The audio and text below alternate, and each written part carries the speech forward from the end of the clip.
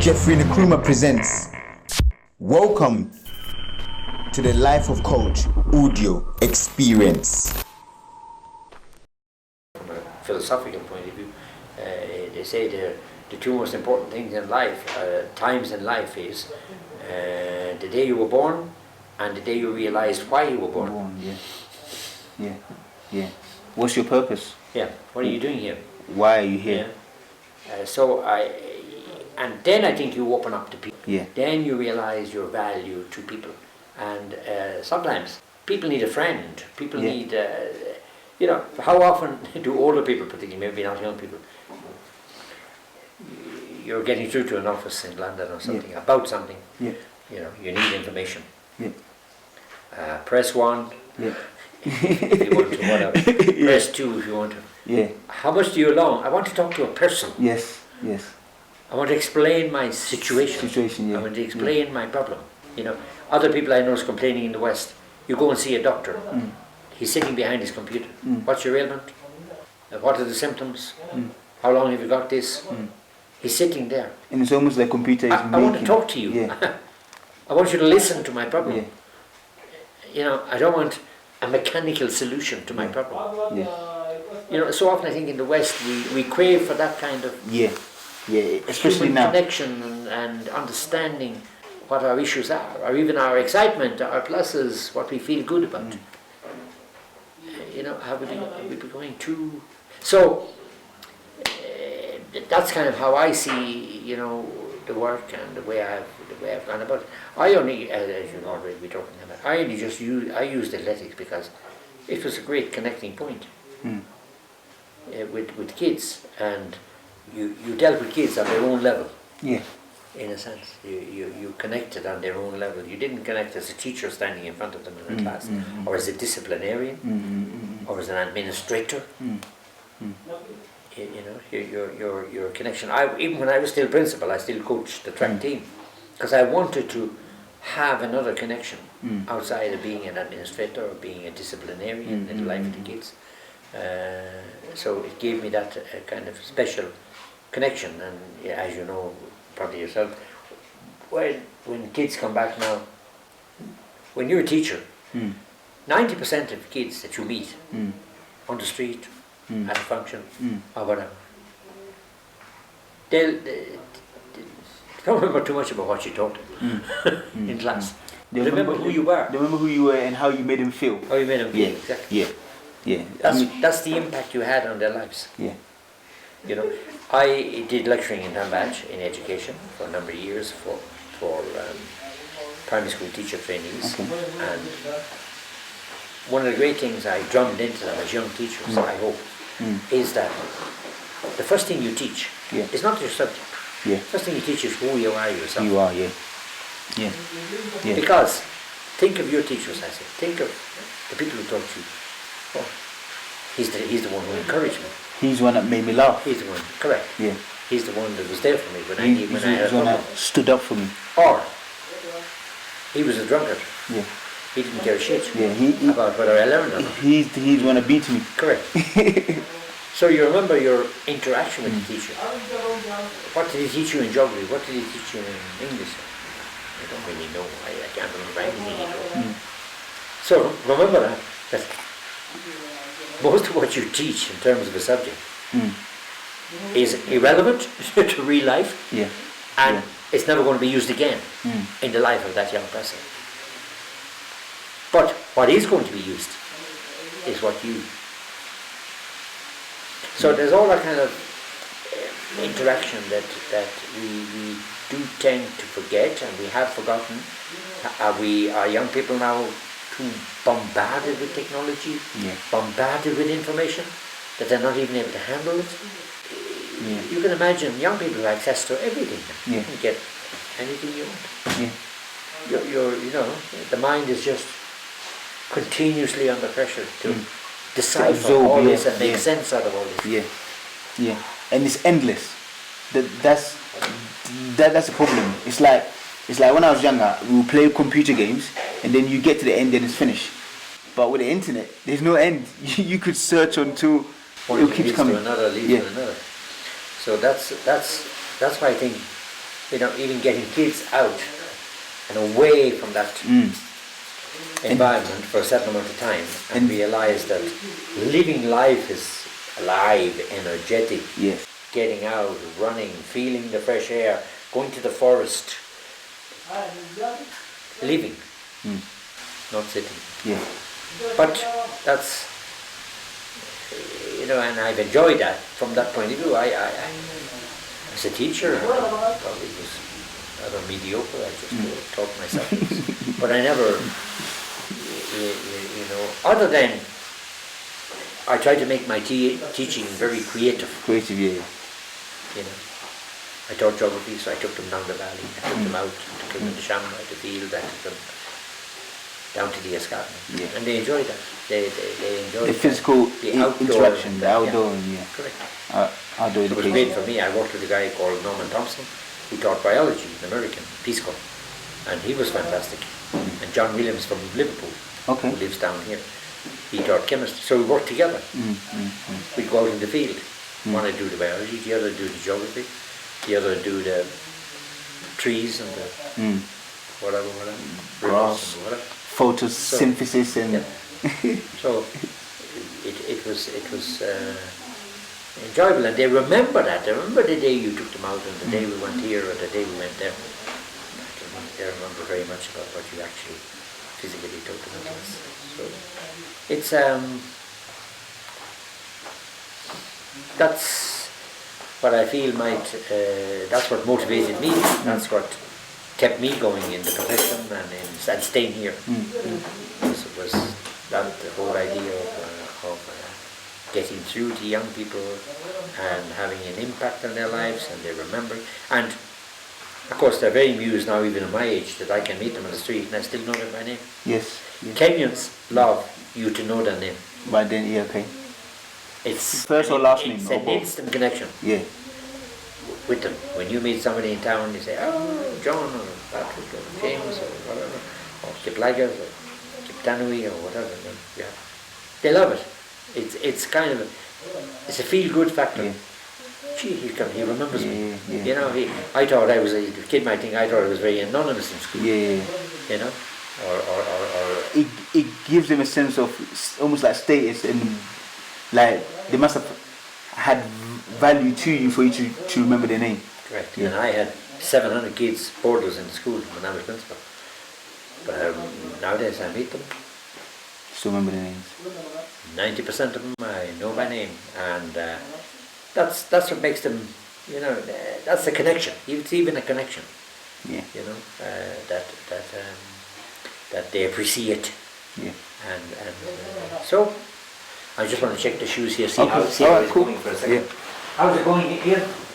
Still bad. You're still Missing some. You're still working on it. change jobs. Yeah. As I jokingly say, I'm not going to retire. I'm going to rewire. Okay, makes sense. Yeah. Well, I thought I had retired from athletics when I was 16, but obviously I didn't. I just changed jobs.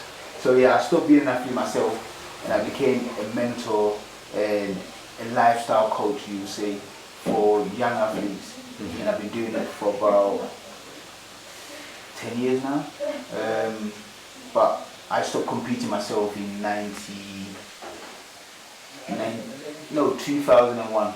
Stopped competing myself. But I wanted to run the 800. I realized I wasn't that good. I ran 159 at 16, but I just felt that there was more to me than for me to do it, maybe help people to do it. And then now it's the vehicle for them to do it, and how do I use what they're doing to help them to become better members of society. That's what basically Inspired by Schools stands for, the track and field division.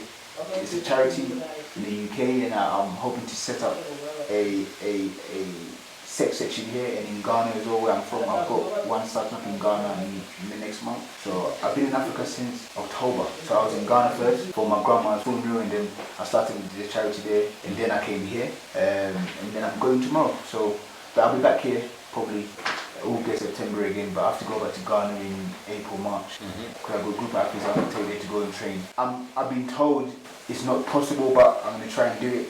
I've never met any UK coach who's taking children to warm for training in Africa. So I'm hoping to be the first, and we're going to go to Ghana first, and I'm going to bring some of them here as well. So most of my athletes are like, you come in the program at 13 and you should graduate at 18, but some of them want to stay with me and then they want to work for the company as well. So that's what I do basically. So, Okay, well, we're here if you come, and you're bringing kids. Or yeah, well, as I said, I'm retired from formal because ministry requires you to retire. It used to be 55, now it's 60 in Kenya. okay. So I retired from formal. But I kind of, I moved out. I won't say retired as such, I didn't. I kind of just slowly moved out, but I had already things in place. Paved the way. So yeah, correct. So it was no dramatic changeover from one situation to the other. So I didn't wait until I was retired. I basically left formal teaching and lecturing when I was about 52, 53. Okay. And then but I already had backup and other programs put in place, so there wasn't going to be any shock for me to but I've still, of course, the connection with young people, and I still do programs in the college, for the college, on life skills. What, in peer Cambridge? Yes, Cambridge. Aspects of life, which I felt that the Ministry of Education were not training, and I just talked to you about, but we're not training our young people in aspects of life skills, peer support. The program is called Education for Life, and I was trying to give them skills, and because maybe when I started here, teaching was fairly straightforward. You just, kids basically came from two-parent family, blah blah, all the kind of conventional background situations. That's no. They come from dysfunctional families. They come from families from extreme poverty. They come from domestic violence situations here, a lot more prominent than the good old days of years ago. So young teachers coming out must be aware of that, of the kids sitting in front of you.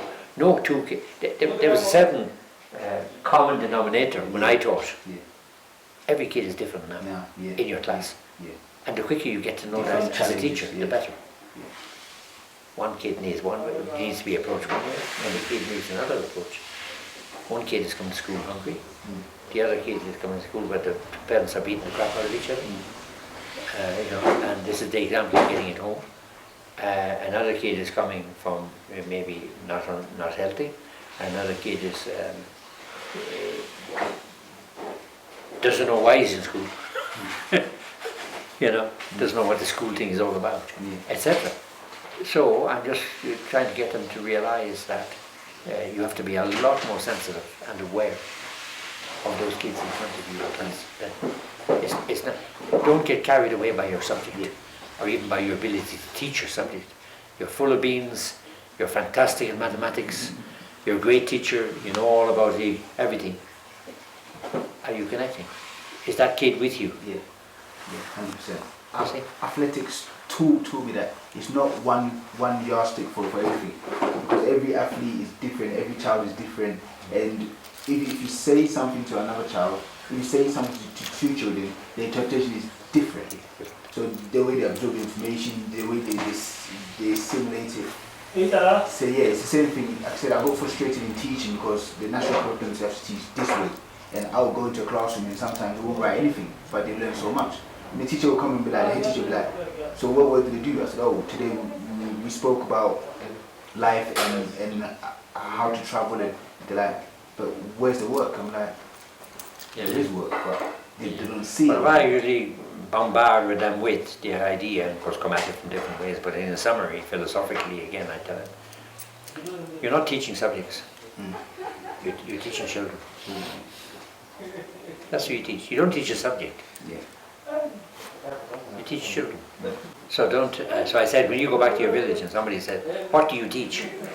I teach mathematics, or I teach history, or geography, or English, or whatever. No, you don't. Teach children. Keep that in mind. You're teaching people. The material, the content of what you teach He doesn't need you for that. Yeah. He can get that Yeah. out of a book or a computer. But so what's your role? Your role is how you present it to that kid. How you package it, exactly, to make it meaningful to that kid. You know, if it's only facts, he doesn't need you. Facts can be. Yeah, so as a teacher, so I do courses on that now. Okay. A bit on that in Tambach.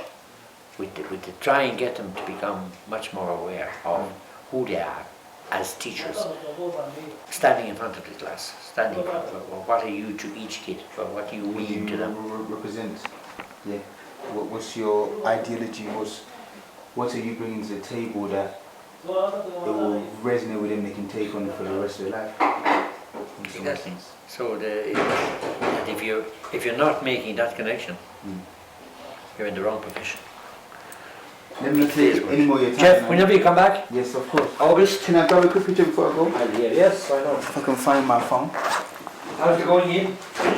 Are you sorting your... Are you running out of sizes or are you running out of feet? So let's go now. It's amazing when you're giving out shoes. That There will always be feet. first of all, most kids don't know the sizes. So you have to, Now And secondly, so you have to try it on. you need about, when you're on the right side, you need about 3 times the number of shoes for the number of feet. Because all this doesn't fit me, this is too big, this is too small. Shoes now. Good. You want to do a selfie or want to do a picture? Well, maybe Or Ian. Ian will come and take it. Maybe we can sit down. You need to sit down with that give a... Yes. Should we stand or sit? Would that give a... Yes. Yes. Let's stand there. Let's stand there. That's. Or should we sit? Should we sit down and take it or stand and take it? I don't know, whatever, you're the photographer. Which one is comfortable for you? I will take 2. We sit and we stand. How about that? Then we have covered all angles. Good, we'll wait for Ian to come so he can set it up. So this is where you normally sit? Normally I'm watching TV, this is where I watch Rudisha winning in London, Oh, is it? sitting here. Okay. Was you with people or was you by yourself? I would know a few of the athletes from up there, Augustine Joge, Isaacs and Go, who were my seniors at the time, came down to watch Came it. down. Because I was watching one documentary and you said you watched one of them by yourself. You watched Yes, that was Rio, Rio. because Okay. Rio was the middle of the night, Oh, because of the time difference. Yes. But London was, let's say it was about 7:30, 8 o'clock I in think it's only London. 3 hours difference. Yeah. No, 2 in the summer. 2 in the summer. Okay. Yeah. It's 3 in the winter, 3 now. Yeah. Winter time, you guys change. Yeah. So it wasn't too bad. It was about maybe 9:30 here, Okay. probably around 7:30 in London, Yeah. London time. I don't know. No, I sat here watching London. For Rio it was different, and Rio it was then, they delayed the 800 because of a very heavy downpour. Okay. Yeah. I think I remember that. Yeah. Yeah. It rained heavily. Yeah. Ian, we're going to test your photographic skills here. Yes. So we have to do is take one of us. We're going to sit here for one. Sit here, yeah, and then we're gonna stand there. And we're going to sit in front of the Rudisha photograph for the second one. Yes. Us coaches have to stick together, you know. Yes. You want this way or you want this? Both. Both. So then we cover everything. Thank you. And then we take one in front of Good. the great man. The icon, Yes. the man himself. So what is he doing nowadays that he's He's retired? largely running business. Okay. He has lots of businesses. Okay. Have you got the picture of Rudisha in it? He attends a lot of functions. No, that's outside. Inside, this one, the other one, down. No, this one is. Okay, that's what I meant. Is that creating it level? Yeah, unless I put this one. You want to put on this one? Yes. Better? Better. Yes. Thank you. And Rudisha is in here? Yes. Okay. Everything. Okay. Even in my life. Thank you. Thank you. Good. You're on to the next container. Container. Inside in my feet. Push that down. Push down the. Yeah. That goes down. Yes. See. No, these are trainers. These- Is that what you need? Yes. Okay. What are Main man, Great, thank you. very We'll much see for your you time. whenever. You Yes. know where we are, Of you know course, where we live. of course. Yes. We're not going anywhere anytime soon. Yes, yes. And I should be spending a lot more time here. This is my first time in Africa in 20 years almost. Even though I was born there, I never went back. And my grandma's funeral was the reason why I went back. But I'm glad that I did go back because now it's just opened my eyes Back to the roots. back to the roots. And Good, good, good. Never forget where you came from. There's I nowhere always else. tell my athletes. there's nowhere else Doesn't matter where you I travel. want to be, yeah. And you have your coaching license again. Yes, I, yes, I yes. almost. No, let he me. gave me a coaching license, and I kind of looked at it, and instinctively I thought it was calling card, No. and I saw coaching license, Let me just do it. Yes. and I said just make sure you have it because Yeah. Because otherwise. I could be going down to incognito, you know, posing. Good. Yeah. Thank you. Thanks a million. Good. All right. Cheers. Take care. See ya. Ciao. Now we'll see what he's.